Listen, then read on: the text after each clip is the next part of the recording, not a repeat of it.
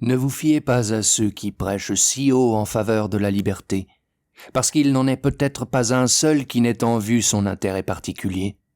L'expérience a montré 1000 fois que, s'ils attendaient du despotisme quelque chose de meilleur pour eux, ils vous y mèneraient tout droit.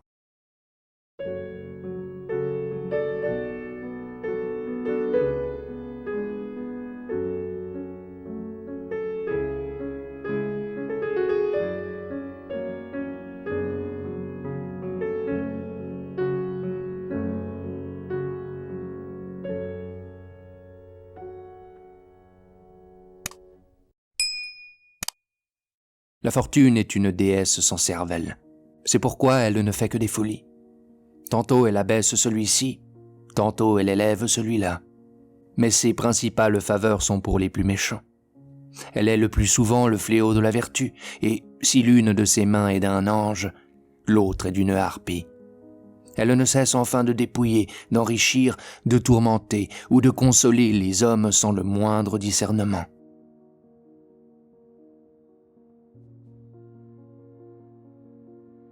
Tel homme, doué d'une haute intelligence, a pénétré les secrets de la nature. Il sait ce qui s'est fait ou dit dans tous les âges. Son nom est illustre entre les plus illustres. Il porte la philosophie sur ses lèvres et dans son cœur. N'est-il donc pas heureux? Non, parce qu'il sert de point de mire à l'intolérance, à la cabale littéraire, à l'envie, à l'ignorance toute puissante, à l'erreur qui trône imperturbablement sur son piédestal.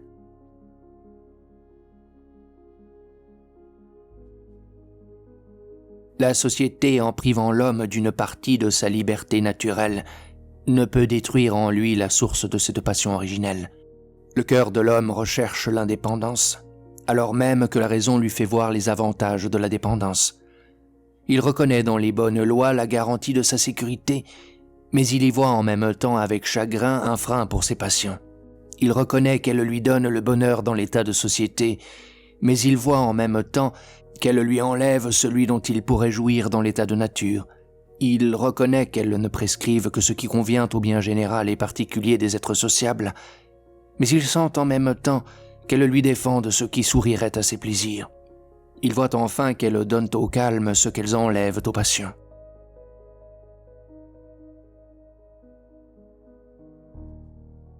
Beaucoup de gens se plaignent d'être incompris. C'est souvent tant mieux pour eux. En les jugeant par intuition, il arrive plus d'une fois qu'on les flatte outre mesure. Le difficile n'est pas de vous faire connaître, c'est de connaître les autres. Vous dédaignez de jeter un regard sur ceux qui vous entourent et vous prétendez qu'ils s'usent la vue à vous étudier jusqu'au fond du cœur.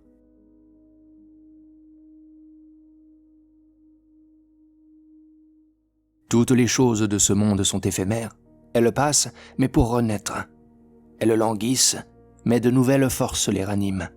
Au milieu des débris et des ruines, le ciel répand ses germes, et la vie réchauffe la froide cendre des tombeaux.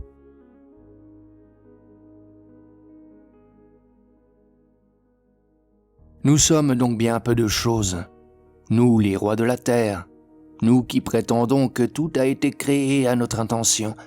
Nous ignorons la fin de toute chose, et même le pourquoi de notre existence. Pareil en cela au plus vil insecte, à l'animalcule que le même jour voit naître et mourir. Que dis-je? Nous lui sommes inférieurs parce que lui, du moins, n'a pas la conscience de son néant, tandis que l'homme doué de la moindre intelligence a sur ce point les doutes les plus inquiétants.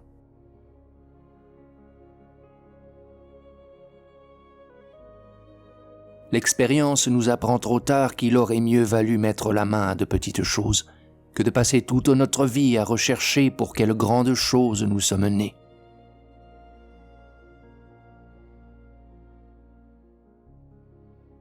On m'appelle impie parce que je ne veux pas rapetisser l'immensité du tout, et parce que je n'ai pas le cœur de façonner à mon image celui qui n'en a aucune. Qu'on dise donc, tant que l'on voudra, que je n'ai pas la grâce. Je n'achèterai certainement jamais ce trésor au prix d'un mensonge, et je resterai soumis à la volonté de ce Dieu qui entend que je pêche librement dans la voie qu'il m'a tracée, bien qu'elle me conduise tout droit en enfer.